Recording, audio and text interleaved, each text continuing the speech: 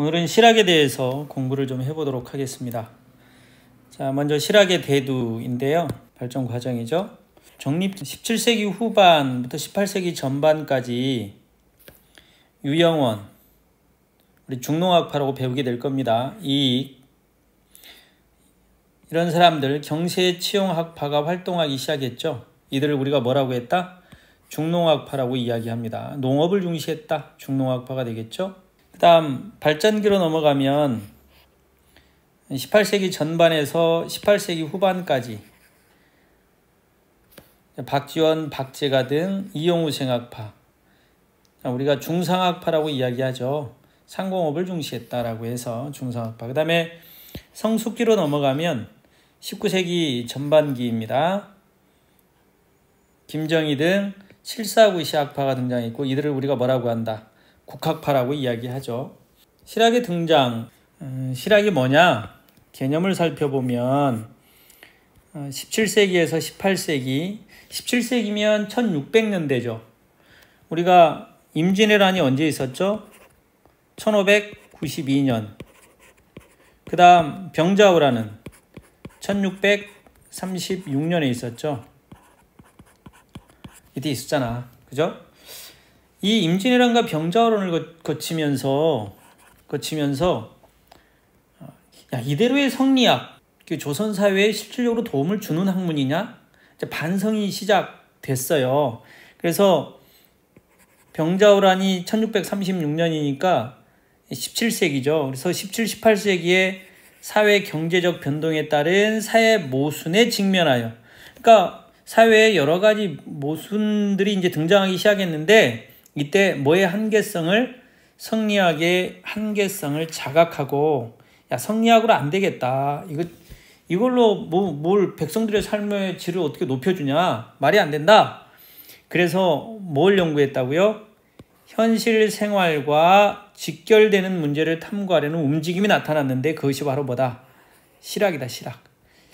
이 현실 생활과 직결되는 학문, 이게 실학이 되겠죠. 자, 그래서 먼저 보면 17세기 초 실학이 대두합니다. 실학의 대두를 보면 이수강, 한백겸, 유몽인, 허균, 이런 사람들이 있는데요. 먼저 이수강을 살펴보도록 하겠습니다. 실학을 최초로 이론화한 사람은 누구다? 이수강이다.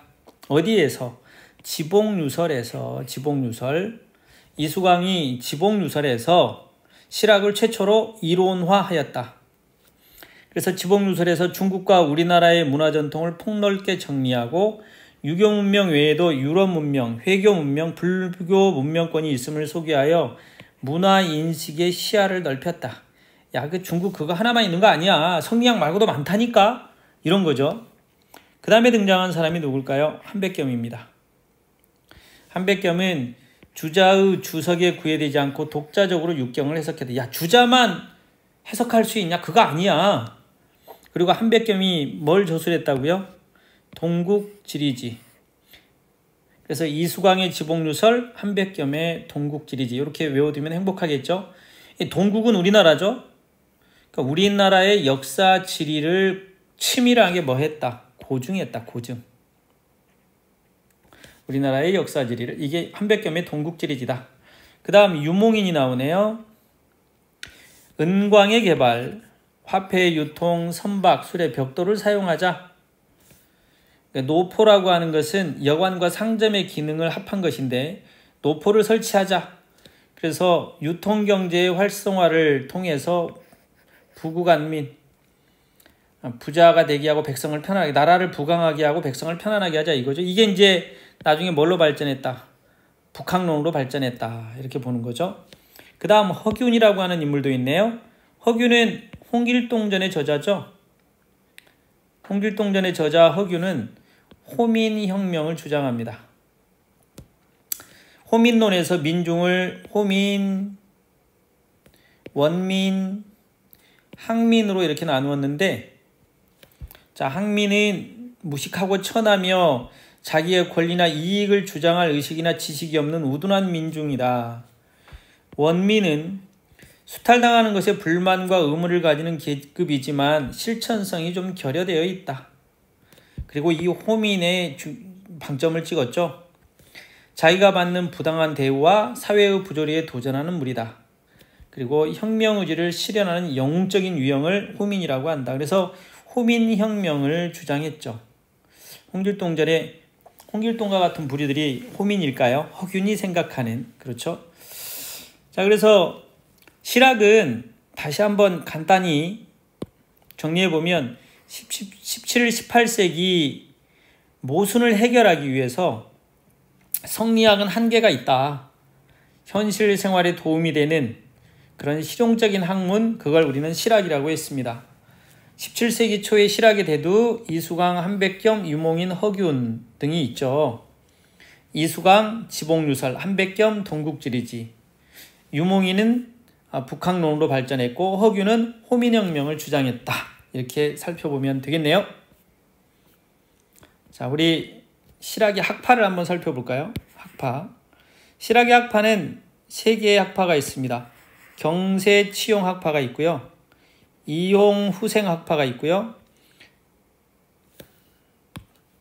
이용후생학파가 있고요. 그 다음 실사구시학파가 있습니다.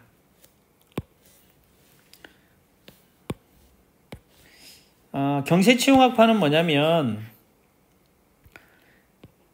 학문은 실제 생활에 도움을 줘야 된다. 이바지되어야 한다는 유학의 한 주장이다. 그래서 경세치용학파는 이제 뭘로 발전한다? 중농학파가 된다 이 말입니다. 중농학파. 그 다음 이용후생학파. 이용후생학파는 기구를 편리하게 쓰고 의식 등을 넉넉하게 하여 백성들의 생활을 나아지게 하자. 그래서 이용후생학파는 중상학파로 발전하죠. 중상학파가 되는 거예요. 이들이 중상학파. 우리는 또 북학파라고도 얘기하죠. 중상학파를 북학파. 그 다음 실사구시학파. 실사구시는 뭐냐면 실사를 거꾸로 하면 사실이죠. 사실에 기초하여 진리를 탐구하자. 그래서 이건 청나라의 고증학의 학문 방법론이었죠. 그래서 조선 후기에 이르러서 당시의 사회 모순을 해결하고자 한 실학파의 영향을 주게 됩니다. 고증학의 영향을 받았다 이 말입니다. 실사구시학파.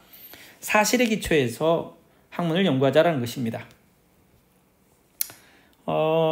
여기 보니까 이제 정약용이 또 나온 뒤에서 다시 한번 다룹니다. 정약용은 이 정약용은 철저한 고증 실증적 태도로 경전 해석에 있어서 주자를 넘어선 공자의 정신을 회복하고자 하였다. 우리가 꼭 주자의 말을 다 들어야 되는 것이냐? 그건 꼭 아니다. 그래서 주의와는 다른 경전 해석을 제기했죠. 이렇게 해서 사회 모순을 똑바로 바라보려고 했습니다. 김정희는 선배 실학자들의 실증적 연구 방법을 계승했다. 그래서 금석, 전고 등에 관심을 기울였다. 뭐라고 했냐면 실사구시는 학문을 하는데 가장 쓸만한 방법이다. 만약 실사를 일삼지 않고 옛사람의 말만을 위주로 하면 성현의 도가 아니다. 마땅히 실사구시해야 하며 공헌한 이론을 따르는 것은 옳지 않다라며 실사구시의 실천성을 강조하였다. 김정희는 나중에 금석과한록이라고 하는 책을 쓰죠. 그죠? 그 다음에 북한산비를 고증해냅니다. 그죠? 그 제자로는 개화파의 선구적 역할을 담당한 역관 오경석이 등장합니다. 역관 누구요? 오경석. 김정희는 금석과한록이 있습니다. 정약용은 다시 한번 다룰 예정입니다. 자, 실학을 다시 한번 깔끔하게 정리를 해봤습니다. 배경, 대내적으로는 통치질서가 와해되었고 성리학이 한계에 봉착합니다. 그리고 사회 경제적으로 임진왜란 병자란 후에 변화들이 막 생겨나기 시작했죠. 신분제도 변동이 되기 시작합니다. 대외적으로는 청나라의 고증학과 서양 과학의 영향을 받게 됩니다. 여기는 서양의 학문, 그래서 서학이라고 했죠. 그래서 실학은 뭐냐? 개념이 뭐냐? 조선 후기에 성립된 일련의 사회개혁 사상을 우리가 실학이라고 하겠다. 실학의 성격은 그러면 실용적이요, 실증적이요, 과학적이요, 주체적이요, 민본적이요, 민족적이요, 근대지향적인 학문, 이렇게 우리가 성격을 정의할 수 있네요. 실학자, 선구자, 이수강과 한백겸을 들 수 있죠. 이수강은 뭐라고 그랬죠? 무슨 책? 지복유설. 한백겸은 뭐라고 그랬죠? 동국, 지리지. 이렇게 이야기했습니다.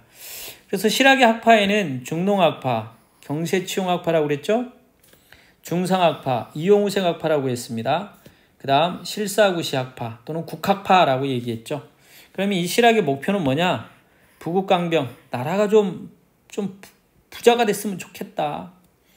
그래서 백성들의 생활이 어떻게 되었으면, 안정이 되었으면 좋겠다. 사상적 흐름을 살펴볼게요. 자, 유학에서 뭐가 나와요? 이후에 주의에 의해서 집대성된 성리학이 나오죠. 성리학은 주리론과 이를 더 중요시한 주리론과 기를 더 중요시한 주기론으로 나뉘게 되죠. 이 주리론에 의해서 나중에 위정척사운동이 벌어집니다. 위정척사운동은 뭐예요? 정학을 보위하고 바른 학문을, 이건 성리학이란 말이에요. 바른 학문인 성리학을 지키고 사악한 걸 배척한다라고 그랬죠. 그죠? 이게 위정척사운동이에요. 뒤에서 자세히 다루죠. 주기론. 여기서 실학이 나오네요. 여기서 기를 중요시하는 사람들, 주기학파라고 하는데 이의 영향을 받죠. 이 주기론은 실용적이고 실천적이고 제도개혁에 초점을 맞춰요. 뭐라고요? 제도개혁에 초점을 맞춥니다. 제도개혁에. 그러니까 실학이 이 주기론에서 나오는 건 지극히 당연한 거죠. 그리고 실학에는 중농학파가 있고 이렇게 중상학파가 있습니다. 여기 중상학파가 나중에 무슨 운동으로? 개화운동으로 발전하고요. 더 나아가서 애국개몽운동, 이후에 국학운동으로 발전하게 되겠네요. 위정척사운동에서는 의병운동으로 발전하고요. 물론 상호 관입이 되어 있습니다. 한계, 실학의 한계는 뭐냐? 국가정책에 많이 반영되었다, 반영되지 못했다. 반영되지 못하고 학문적 차원에 머물렀다. 그리고 성리학의 가치관을 완전히 극복했다? 아니, 극복하지 못했다. 그래서 우리가 유학인데 새롭게 고친 개신유학이다라고 칭하기도 한다, 이 말이죠. 한계가 있다는 얘기입니다.